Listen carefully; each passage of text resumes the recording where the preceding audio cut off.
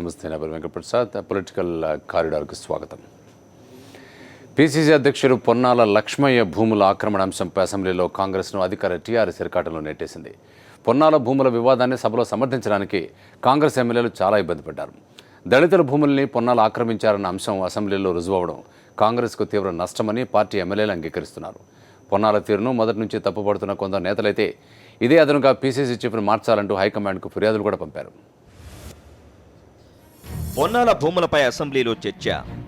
దళితుల భూములు ఆక్రమించారన్న ప్రభుత్వం, ఆధారాలను సభ ముందుంచిన సర్కారు, భూ కబ్జాలపై సభా సంఘం ఏర్పాటు, పొన్నాల తీరును తప్పుబట్టిన సభ, అసెంబ్లీలో ఇరకాటంలో పడ్డ కాంగ్రెస్, వ్యక్తిని టార్గెట్ చేయడం మంచిది కాదన్న కాంగ్రెస్, పొన్నాలను సమర్థించలేకపోయిన కాంగ్రెస్. తెలంగాణ పిసిసి అధ్యక్షుడు పొన్నాల లక్ష్మయ్య ఇరకాటంలో పడ్డారు. అసంతృప్తులు, అసమ్మతుల జడివానలు ఇప్పటికే చిక్కుకుపోయిన పొన్నాలకు తాజా పరిణామాలు మరింత ఇబ్బంది పెట్టేవి. వరంగల్ జిల్లాలో ఆయన దళితుల భూములు ఆక్రమించారని టీఆర్ఎస్ ప్రభుత్వం అసెంబ్లీలో ప్రకటించింది. పొన్నాల భూముల వివాదానికి సంబంధించి అసెంబ్లీలో మంత్రి హరీష్ రావు అనేక వివరాలు వెల్లడించారు. దానికి సంబంధించిన అనేక ఆధారాలు ఉన్నాయని తెలిపారు. పొన్నాల లక్ష్మయ్య గారు అసైన్ ల్యాండ్ యాక్ట్ను ఉల్లంఘించినటువంటి మాట ముమ్మాటికి నిజం. అధ్యక్ష, అసలు ఏం జరిగిందంటే అధ్యక్ష, పరిశ్రమల స్థాపన కోసం ఏపీఐఐసి ద్వారా భూములు కేటాయించడం అనేది సహజంగా జరిగేటువంటిది అధ్యక్ష. కానీ పొన్నాల గారి విషయంలో ఇది అలా జరగలేదు అధ్యక్ష. అప్పటికే దళితులకు అసైన్ చేసినటువంటి భూమిలో వారు కబ్జాలో ఉన్నటువంటి భూమికి చట్టబద్ధత కల్పించడం కోసం జరిగినటువంటి ఒక తతంగమే తప్ప ఇందులో పరిశ్రమ స్థాపనో ఉద్యోగాల కల్పన అనేటువంటిది ఏమీ లేదు అనేటువంటి విషయాన్ని ఇక్కడ మనం అర్థం చేసుకోవాల్సిన అవసరం ఉంది అధ్యక్ష. నిజానికి పొన్నాల గారు అన్ని చట్టాలను కూడా వారు ఉల్లంఘించడం జరిగింది, అన్ని నిబంధనలు కూడా వారు ఉల్లంఘించడం జరిగింది, దళితుల భూములను వారు కొనుక్కోవడం జరిగింది. ఇది మేం చెప్పడం కాదు అధ్యక్ష. పొన్నాల లక్ష్మయ్య గారు వారే స్వయంగా ఒక అఫిడవిట్ వరంగల్ కలెక్టరేట్ ముందు వారి అఫిడవిట్ వేసింది అధ్యక్ష. ప్రభుత్వం అనేక సాక్ష్యాధారాలు చూపడంతో ఇరకాటంలో పడిపోయిన కాంగ్రెస్ పొన్నాల తీరును సభలో సమర్థించలేకపోయింది. అయితే సభలో లేని వ్యక్తి గురించి మాట్లాడటం సరికాదని మల్లు బట్టి విక్రమార్క పాయింట్ ఆఫ్ ఆర్డర్ లేవనెత్తారు. వ్యక్తిని టార్గెట్ చేయడం మంచిది కాదని ప్రతిపక్ష నేత జానారెడ్డి పొన్నాలను వెనకేసుకొచ్చే ప్రయత్నం చేశారు. ప్రభుత్వం చేసిన దాంట్లో ఏదైనా చట్టవిరుద్ధంగా ఉన్నదా, లేక ప్రభుత్వం చేసినటువంటి విషయం మళ్ళీ చట్టబద్ధంగా ఏదన్నా నిర్ణయించిందా, లేక ఆ చట్టబద్ధమైనటువంటి విషయాలను ఎవరు ఉల్లంఘించినారు, ప్రభుత్వం ఉల్లంఘించిందా, ప్రభుత్వం తర్వాత ఎవరైతే అనుమతి పొందిన ఆయన ఉల్లంఘించినారా, ఆ విషయంలో ఇప్పుడు ప్రభుత్వం ఏం చేయాలి, ఏం సంగతి అనేటువంటి విధంగా అది మాట్లాడాలి తప్ప పదే పదే వ్యక్తి పేరు తీసుకుంటే దానికి ఏం ఆపాదించినట్టుంటుందంటే ఆ వ్యక్తిని ఎండగట్టాలనేటువంటి ఉద్దేశం ప్రభుత్వానికి ఉన్నట్టుగా భావించాల్సి వస్తుంది. ఈ క్రమంలో ముఖ్యమంత్రి కేసీఆర్ చర్చలో జోక్యం చేసుకున్నారు. వ్యక్తులను టార్గెట్ చేయాలన్నది తమ ఉద్దేశం కాదని స్పష్టం చేశారు. మొత్తం తెలంగాణలో కబ్జాలో ఉన్న భూముల వివరాలు సేకరించేందుకు ఓ సభా సంఘం వేస్తే బాగుంటుందని సూచించారు. సభ అందరూ చెప్తున్నారు, అందరూ కూడా అనుమతిస్తున్నారు. బీజేపీ శాసనసభ్యులు చెప్పారు, మజ్లిస్ శాసనసభ్యులు చెప్పారు, ప్రతివాళ్ళు కూడా చెప్పారు. యునానిమిటీ ఉంది ఈ విషయంలో. మొత్తం ఈ విషయంలో చర్య తీసుకుందాం అధ్యక్ష, ముందుకు పోదాం. ఒక సభా సంఘం వేసి మొత్తం 10 జిల్లాలలో అసైన్డ్ భూముల కబ్జాల మీద పూర్తి స్థాయి వివరాలు సేకరించే విధంగా మనం ముందుకు పోదాం అధ్యక్ష. ఈ వ్యక్తి ఆ వ్యక్తి అని కాదు, ఈ ఊరు ఆ ఊరని కాదు, 10 జిల్లాలలో ఉండే భూములు అధ్యక్ష, దేవాలయాల భూములు కావచ్చు, వక్ భూములు కావచ్చు, లేదా అసైన్డ్ భూదాన భూములు కావచ్చు, అసైన్డ్ భూములు కావచ్చు, అన్ని పార్టీల సభ్యులు ఉంటారు. దానిలో మొత్తం సీలింగ్ సర్ప్లస్ ల్యాండ్ దయాకరావు గారు చెప్తున్నారు. అన్యాక్రాంతమైన భూములు, పేదల నోటికాడి భూములు ఎవరెవరైతే కొట్టేసినరో వాళ్ళందరూ శిక్షార్హులే. గతంలో ఏం జరిగిందో మనకు సంబంధం లేదు. కొత్త రాష్ట్రంలో కొత్త సాంప్రదాయం శ్రీకారం చూడదాం.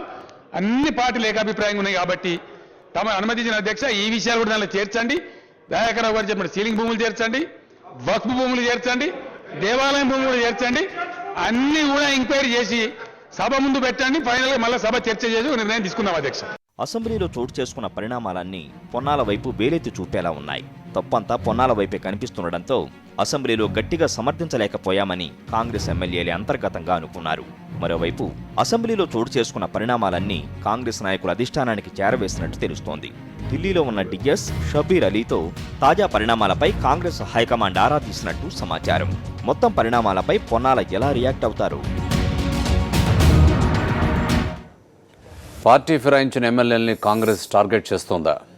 విప్ జారీ చేయడం ద్వారా వ్యూహాత్మకంగా వాళ్ళని దెబ్బతీయాలి అన్నది కాంగ్రెస్ ఆలోచన. టీఆర్ఎస్లోకి జంప్ చేసిన ఎమ్మెల్యేలు కాంగ్రెస్ వ్యూహాన్ని ఎలా ఎదుర్కోబోతున్నారు? పార్టీ ఫిరాయించిన ఎమ్మెల్యేలు టార్గెట్. ద్రవ్య బిల్లుపై ఓటింగ్కు పట్టుబట్టాలని నిర్ణయం. ఎమ్మెల్యేలకు విప్ జారీ చేసిన కాంగ్రెస్. శుక్రవారం సభ ముందుకు ద్రవ్య బిల్లు. పార్టీ ఫిరాయించిన ఎమ్మెల్యేలను అనర్హులుగా ప్రకటించాలని కోరుతున్న కాంగ్రెస్ దానికి తగిన బలమైన ఆధారాలు సమర్పించేందుకు సిద్ధమవుతోంది. కాంగ్రెస్ ఎమ్మెల్యేలు విఠల్ రెడ్డి, రెడ్డెనాయక్, కనకయ్య, యాదయ్య పార్టీ ఫిరాయించి అధికార టీఆర్ఎస్లో చేరారు. ఎమ్మెల్యేల ఫిరాయింపులను కేసీఆర్ ప్రోత్సహిస్తూ సీఎం కేసీఆర్ రాజ్యాంగ ఉల్లంఘనకు పాల్పడుతున్నారని కాంగ్రెస్ అసెంబ్లీలోనూ ఆరోపించింది. పార్టీ ఫిరాయించిన ఎమ్మెల్యేలపై అనర్హత వేటు వేయాలని స్పీకర్ను కోరింది. ఈ పరిస్థితుల్లో పార్టీ ఫిరాయించిన ఎమ్మెల్యేలను ఇరకాటంలో పెట్టేందుకు ద్రవ్య బిల్లును అస్త్రంగా వాడుకోవాలని కాంగ్రెస్ భావిస్తోంది. ద్రవ్య బిల్లు శుక్రవారం సభ ముందుకు రానుంది. ఈ బిల్లుపై ఓటింగ్కు పట్టుబట్టి డివిజన్ కోరాలన్నది కాంగ్రెస్ ఆలోచన. ఇలా చేయడం ద్వారా టీఆర్ఎస్ ప్రభుత్వాన్ని ఇరకాటంలో పెట్టడమే కాదు, పార్టీ ఫిరాయించిన ఎమ్మెల్యేలకు సంబంధించిన ఆధారం దొరకబుచ్చుకోవచ్చన్నది కాంగ్రెస్ వ్యూహం. ద్రవ్య బిల్లుపై చర్చ సందర్భంగా తప్పనిసరిగా సభకు రావాలని, వచ్చి బిల్లుకు వ్యతిరేకంగా ఓటేయాలని ఎమ్మెల్యేలకు కాంగ్రెస్ విప్ జారీ చేసింది. పార్టీ ఫిరాయించిన 4 ఎమ్మెల్యేలకు కూడా కాంగ్రెస్ విప్ సంపత్ విప్ జారీ చేశారు. ఇప్పటి వరకు పార్టీ ఫిరాయించిన ఎమ్మెల్యేలకు సంబంధించి పార్టీ ఫిరాయించారని మాత్రమే కాంగ్రెస్ అంటోంది. ఇప్పుడు విప్ ఉల్లంఘిస్తే పార్టీ ఫిరాయించిన సంగతి సభ సాక్షిగా తేటతెల్లమవుతుందన్నది కాంగ్రెస్ వ్యూహం. మరి కాంగ్రెస్ వ్యూహం ఏ మేరకు ఫలిస్తుందో? రోజుకో వివాదంతో రోడ్డెక్కుతున్న మంత్రులు గంటా, అయ్యన్నను విశాఖ జిల్లా టీడీపీ నేతలు పట్టించుకోవడం మానేశారా? మంత్రుల తీరు కార్యకర్తలను ఇబ్బంది పెడుతోందా? డైరెక్ట్గా లోకేష్ను జిల్లా నాయకులు కాంటాక్ట్ అవుతున్నారా? విశాఖ మంత్రుల తీరుపై కార్యకర్తలు ఏమనుకుంటున్నారు? మారుతున్న విశాఖ రాజకీయం. మంత్రులు గంటా, అయ్యన్నకు చేదు అనుభవాలు. పట్టించుకోవడం మానేసిన కార్యకర్తలు. నేరుగా హైదరాబాద్ వస్తున్న లోకల్ లీడర్లు. లోకేష్ను నేరుగా కలుస్తున్న విశాఖ నాయకులు. పిట్టపోరు పిల్లి తీర్చినట్టుంది విశాఖ మంత్రుల వ్యవహారం. పరస్పరం విభేదించుకుంటూ రోడ్డెక్కుతున్న మంత్రులు గంటా శ్రీనివాసరావు, అయ్యన్న పాత్రుడిని ఇప్పుడు విశాఖ నాయకులు పట్టించుకోవడం మానేస్తున్నారు. బజారుకెక్కిన వీరి విభేదాల కారణంగా కార్యకర్తలు తమ సమస్యల కోసం ఏ మంత్రి దగ్గరకు వెళ్లినా మరో మంత్రి దగ్గరకు రానివ్వకపోవడంతో టీడీపీ కార్యకర్తలు చివరకు వీరితో పనేంటి అంటూ ఏకంగా హైదరాబాదు క్యూ కట్టేస్తున్నారు. పార్టీ కేంద్ర కార్యాలయానికి వెళ్లి సరాసరి లోకేష్ను కలవడం ఇప్పుడు ఆ మంత్రులకు బెంగ పుట్టిస్తోంది. విభేదాల తర్వాత మంత్రి అయ్యన్న పాత్రుడు కొద్దిమంది కార్యకర్తలతో కార్యక్రమాలు నడిపిస్తుంటే మంత్రి గంటా వద్దకు మాత్రం ఒక్క కార్యకర్త వెళ్లటానికి ఆసక్తి చూపించడం లేదని సమాచారం. ఆయన కార్యక్రమాలన్నీ నగరంలో బడా పారిశ్రామికవేత్తలు, వ్యాపారవేత్తలను వెంటబెట్టుకుని వెళ్లడం పార్టీ శ్రేణులను విస్మయానికి గురిచేస్తోంది. ఎవరికి వారు యమునా తీరే అన్నట్టు సాగుతున్న మంత్రుల వ్యవహార శైలిని జపాన్ పర్యటన అనంతరం పార్టీ అధినేత చంద్రబాబు తేల్చే అవకాశం ఉందని పార్టీ శ్రేణులు భావిస్తున్నాయి. లేదంటే 9 ఏళ్ల తర్వాత అధికారంలోకి వచ్చిన చంద్రబాబు ప్రభుత్వానికి ఈ ఇద్దరు మంత్రులు చంద్రునిలో మచ్చలా మిగులుతారన్నది కార్యకర్తల ఆందోళన. సాక్షి న్యూస్, విశాఖ. ఏపీలో అధికార పార్టీ దౌర్జన్యాలు, అరాచకాలకు అడ్డు అదుపు లేకుండా పోతోందని వైఎస్ఆర్ కాంగ్రెస్ పార్టీ అధికార ప్రతినిధి వాసిరెడ్డి పద్మ మండిపడ్డారు. పోలీసు యంత్రాంగం అంతా అధికార పార్టీ కనుసన్నలో నడుచుకుంటోందని విమర్శించారు. వైఎస్ఆర్సీపీని ఉద్దేశించి టీడీపీ అవాకులు చెవాకులు మాట్లాడుతోందన్నారు. వైఎస్ఆర్సీపీని విమర్శించే నైతిక హక్కు టీడీపీకి లేదన్నారు వాసిరెడ్డి పద్మ. పబ్బం గడిపినట్టు గడపడం లేదు ఇక్కడ. ప్రజల కోసం పని చేయాలనేటటువంటిది, ప్రజల కోసం మంచి చేయాలనేటటువంటిది, ప్రజల కోసమే ముఖ్యమంత్రి కావాలనుకుంటున్నటువంటి నాయకుడు నడుపుతున్నటువంటి పార్టీ ఇది. ఒక పార్టీని కష్టపడి స్థాపించినప్పుడు, కష్టపడి నిర్మించుకున్నప్పుడు అనేక సవాళ్లకి ఎదురు నిలిచి 67 మంది శాసనసభ్యులతో ఈ రోజున మీకు గుండెల్లో నిద్రపోతున్న ప్రతిపక్షంగా ఉన్నందుకు పార్టీని ఎట్లా కాపాడుకోవాలో జగన్మోహన్ రెడ్డి గారికి తెలుసు. మీకేం తెలుసు? మీరేమన్నా పార్టీని పెట్టారా? మీరేమన్నా ఒక బిడ్డను కన్నారా? కంటే తెలుస్తుంది ఎలా పెంచాలో, ఎలా పోషించాలో. మీరు కిడ్నాప్ చేసుకుని తెచ్చుకున్నట్టు తెచ్చుకున్నారు మీ పార్టీని.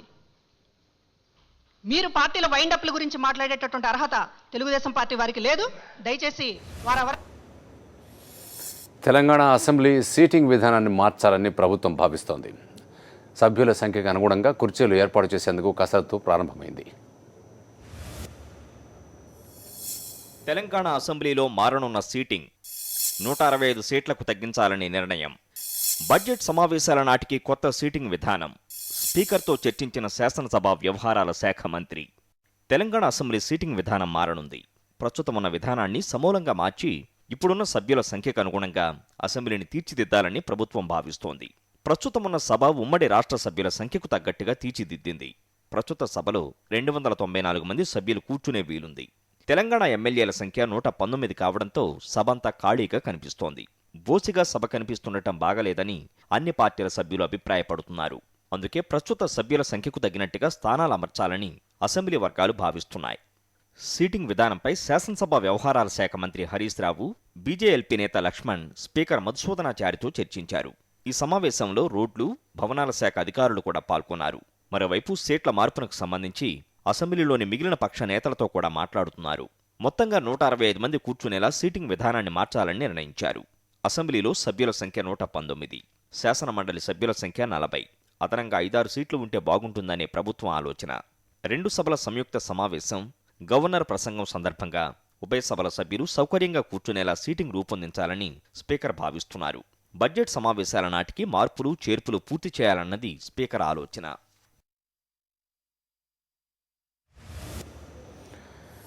సిబిఐ డైరెక్టర్ నియామకంలో సవరణ బిల్లుకు వైఎస్ఆర్సీపీ మద్దతిస్తుందని వైఎస్ఆర్ కాంగ్రెస్ ఎంపీ మిథున్ రెడ్డి లోక్సభలో స్పష్టం చేశారు. రాజకీయ ప్రత్యర్థుల్ని అణగదొక్కడానికి సిబిఐని వాడుకుంటున్నారని విమర్శించారు. తమ నాయకుడు జగన్మోహన్ రెడ్డి విషయంలో కూడా సిబిఐని ఇలాగే ఉపయోగించారని ఆవేదన వ్యక్తం చేశారు. We on behalf of YSR Congress Party, we support this amendment as the leader of the largest opposition or the leader of opposition is insignificant to the interest of the people. Sir, what is more significant is the CBI has been a tool in the hands of the ruling party to intimidate, to control and destabilize the opposition. I would like to bring to your notice a classic example of this from my state of Andhra Pradesh. Our leader YS Jagannath Reddy was not in power, neither did he sign any files. He was the son of our former chief minister. Though he was not holding any office of power, the CBI took a probe on him just for the reason that he had come out of the then ruling party, and the CBI fostered cases against him at the behest of the then ruling party. Sir, the interesting fact is that during the same period, the leader of the opposition, there was a demand to conduct a CBI probe on him, but the CBI stayed away saying that they had shortage of manpower. During the same period, 28 teams were working on Mr. Jagannath Reddy. We can understand the double standards of the CBI, and it is merely a tool in the hand of the ruling party. The Vinith Narayan, the caveat in the Vinith Narayan pronouncement by Supreme Court in 1997 says that the state should stay away from the investigations and it should not interfere in the investigations being conducted by the investigation agencies. But the violation in this, regular violation in this has prompted the apex court to insist that a greater autonomy and there is more fairness in the investigations conducted by the CBI.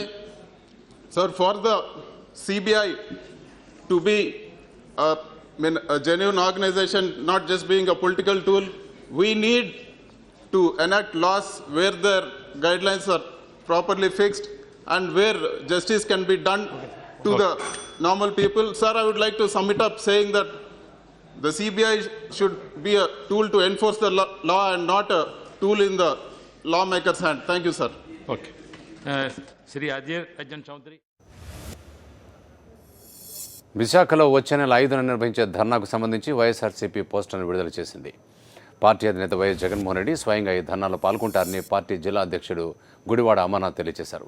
ఎన్నికల్లో ఇచ్చిన హామీలు నెరవేర్చకుండా ప్రజల్ని మభ్యపెడుతున్న చంద్రబాబుపై ఒత్తిడి తెచ్చేందుకే ధర్నా చేస్తున్నట్టు ఆయన తెలియజేశారు.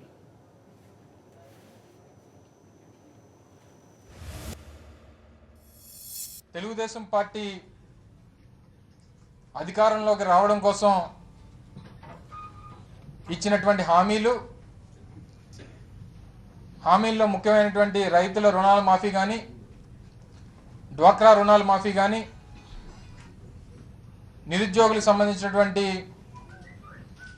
నిరుద్యోగ భృతి కానీ, ఇంటింటికి ఉద్యోగం కానీ ఇచ్చినటువంటి ఏ ఒక్క హామీని కూడా నెరవేర్చకుండా రాష్ట్ర వ్యాప్తంగా ఉన్నటువంటి అన్ని విషయాల మీద, ప్రభుత్వం చేస్తున్నటువంటి ప్రజా వ్యతిరేక కార్యక్రమాల మీద ఆ ధర్నాలో జగన్మోహన్ రెడ్డి గారు గలమెత్తారు. సౌత్ ఆసియా ప్రాంత అభివృద్ధి లక్ష్యంగా సార్క్ దేశాలు పనిచేయాలని భారత ప్రధాని నరేంద్ర మోదీ పిలుపునిచ్చారు. ఖాట్మాండ్లో జరుగుతున్న సార్క్ దేశాల సదస్సులో పాల్గొన్న మోదీ దక్షిణాసియా దేశాలన్నీ విమర్శలు, ద్వేషాల్ని పక్కన పెట్టి అభివృద్ధి దిశగా అడుగులు వేయాలని కోరారు. సౌత్ ఆసియన్ దేశాల భద్రతా శ్రేయస్సే లక్ష్యం. అభివృద్ధి కోసం ఐక్యం కావాలని పిలుపు. దక్షిణాసియా ప్రాంత అభివృద్ధే భారత లక్ష్యం. తీవ్రవాదంపై కలిసికట్టుగా పోరాడాలి. సార్క్ దేశాల తొలి రోజు సదస్సులో ప్రధాని మోదీ. నేపాల్ రాజధాని ఖాట్మండు వేదికగా జరుగుతున్న 18వ సార్క్ దేశాల 2 రోజుల సదస్సు దక్షిణాసియా దేశాల అభివృద్ధి లక్ష్యంగా సాగుతున్నాయి. ద్వైపాక్షిక సంబంధాలు మెరుగుపరుచుకోవాలని సార్క్ దేశాలు అభిప్రాయపడ్డాయి. ఎంతో ప్రతిష్టాత్మకంగా జరుగుతున్న ఈ సదస్సులో భారత్, నేపాల్, భూటాన్, పాకిస్తాన్, బంగ్లాదేశ్ ప్రధానులు, శ్రీలంక, ఆఫ్ఘనిస్తాన్, మల్దీవ్స్ దేశాధ్యక్షులు పాల్గొన్నారు. తీవ్రవాదంపై పోరాటానికి సౌత్ ఆసియన్ దేశాలన్నీ కలిసికట్టుగా పనిచేయాలని భారత ప్రధాని నరేంద్ర మోదీ పిలుపునిచ్చారు. పరస్పర సహకారంతోనే అది సాధ్యమని చెప్పారు. అన్ని రంగాల్లో అభివృద్ధికి భారత్ పూర్తి సహకారం ఉంటుందన్న మోదీ 2008 నవంబర్ 26 దాడులు ఇప్పటికీ తీవ్ర బాధను కలిగిస్తున్నాయన్నారు. మానవ జాతి మనుగడకు ముప్పు తెస్తున్న తీవ్రవాదాన్ని తరిమి కొట్టేందుకు అందరూ ఐక్యం కావాలని పిలుపునిచ్చారు Modi. needs the strong foundation of secure South Asia. If we are sensitive to each other's security and the lives of our people, we will deepen friendship, spur cooperation and advance stability in our region. Today, as we remember the horror of the terror attack in Mumbai in 2008, we feel the endless pain of loss of lives.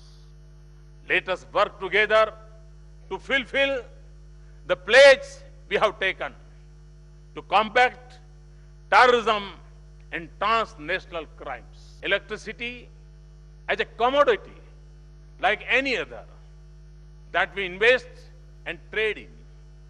India will fully support this initiative in the region. We should also think with ambition to use solar energy and microgrids to quickly provide clean power to villages across the region. SAARC దేశాల ఐక్యత మున్ముందు ఇలానే కొనసాగాలని కాంక్షిస్తున్నట్లు శ్రీలంక అధ్యక్షుడు Mahindra రాజపక్సె కాంక్షించారు. South Asian దేశాలకున్న సహజ ప్రకృతి సిద్ధ వనరులను ఉపయోగించుకుని ఆర్థికంగా అభివృద్ధి సాధించాలని భూటాన్ ప్రధాని షెల్లింగ్ టోబ్గే అన్నారు. సార్క్ దేశాల అభివృద్ధికి పాకిస్తాన్ సహకారం ఉంటుందని పాక్ ప్రధాని నవాజ్ షరీఫ్ స్పష్టం చేశారు. దక్షిణ ఆసియా దేశాల ద్వైపాక్షిక సంబంధాల అభివృద్ధికి కృషి చేస్తానన్నారు ఆఫ్ఘన్ ప్రధాని అష్రఫ్ ఘనీ. ఇంటర్నేషనల్ డెస్క్, సాక్షి న్యూస్. మాట్లాడుకోవడాలు లేవు, పలకరించుకోవట్లేవు, ఒకరినొకరు చూసుకోవడాలు లేవు, నవ్వులు విసురుకోవడాలు లేవు, ఎడమొహం పెడమొహం. ఇది సార్క్ సదస్సులో భారత్ పాకిస్తాన్ ప్రధానులు నరేంద్ర మోదీ, నవాజ్ షరీఫ్ మధ్య నడిచిన మౌన పోరాటం.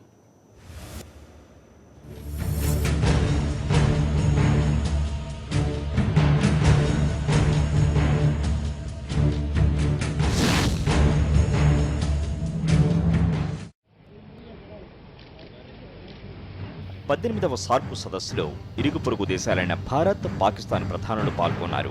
నరేంద్ర మోదీ, నవాజ్ షరీఫ్లు ఒకే వేదిక ఎక్కారు. ఒకే వేదికను పంచుకున్నారు. ఉపఖండపు అన్నదమ్ములు ఒకే వేదికపై ఆసీనులయ్యారు. కానీ ఒకరినొకరు మర్యాదపూర్వకంగా కూడా పలకరించుకోలేదు. ఒకరిని చూసి ఒకరు పలకరింపుగానైనా నవ్వుకోలేదు. కనీసం సైగలతో అయినా మాట్లాడుకోలేదు. 3 గంటల పాటు ఇద్దరూ ఆ వేదికపైనే ఉన్నారు. పోనీ ఇద్దరూ దూరంగా కూర్చున్నారా అంటే అదీ లేదు. ఇద్దరి మధ్య 2 సీట్ల దూరం. ఇద్దరి మధ్యలో నేపాల్, మాల్దీవుల ప్రధానులు కూర్చున్నారు. 3 గంటల సమయంలో నవాజ్ వైపు మోదీ చూడలేదు. మోదీ కూర్చున్న వైపు నవాజ్ కన్నెత్తి చూడలేదు. అసలిద్దరి మధ్య 2 దేశాల స్నేహ సంబంధాల గురించి చిన్నపాటి చర్చ ఉంటుందని ప్రచారం జరిగింది కూడా. అయితే ఆ చర్చ అధికార షెడ్యూల్లో లేదు. అయినా ఇద్దరూ ఏదో ఒక సమయంలో కొద్దిసేపైనా ముచ్చటించుకుంటారని ప్రచారం జరిగింది.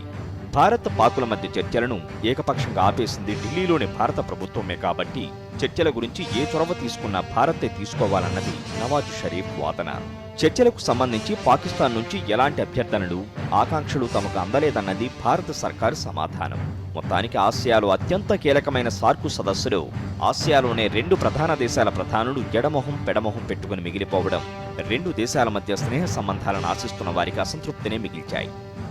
పొలిటికల్ డెస్క్, సాక్షి న్యూస్.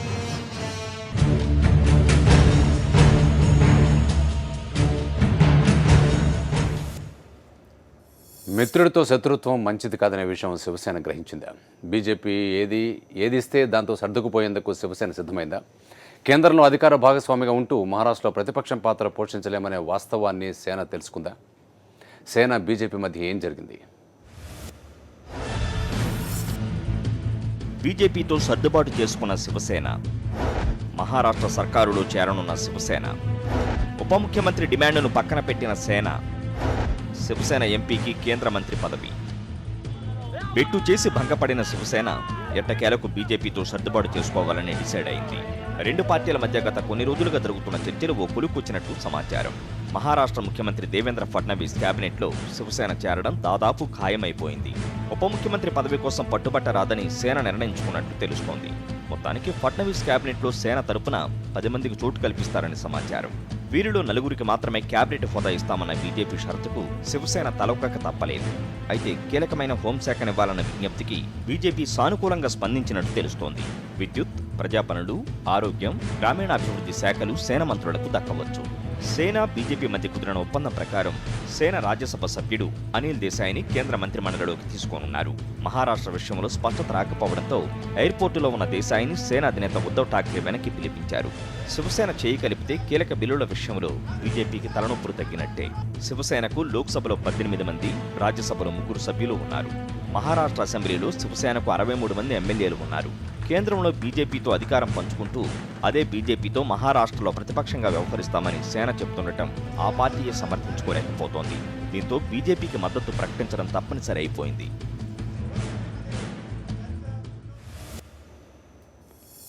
సినీ నటి ఖుష్బూ కాంగ్రెస్ పార్టీలో చేరారు. తమిళనాడులో కీలక నేత వాసన్ పార్టీని వీడి సొంతకం పడి పెట్టుకున్న కొద్ది రోజుల్లోనే ఖుష్బూ కాంగ్రెస్లో చేరారు. కాంగ్రెస్తో చిన్నప్పటి నుంచి అనుబంధం ఉందని, సోనియా గాంధీ నాయకత్వంలో పనిచేయడం గౌరవంగా భావిస్తున్నానన్నారు Khushbu. I think it's one of the greatest opportunities and an honor to me to be part of Congress. Right from childhood, I have seen my entire family being part of Congress and being complete believers in this. And I've also, even much earlier, I had always mentioned that I've had my greatest regards for the Congress party. And today I've had the opportunity to be part of this party.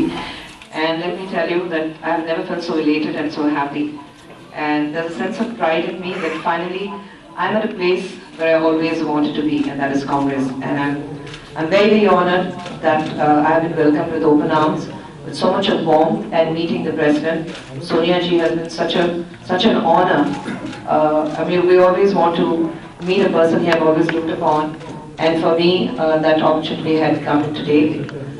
And that's it. All I can say is that it's one of the greatest honors to be part of Congress.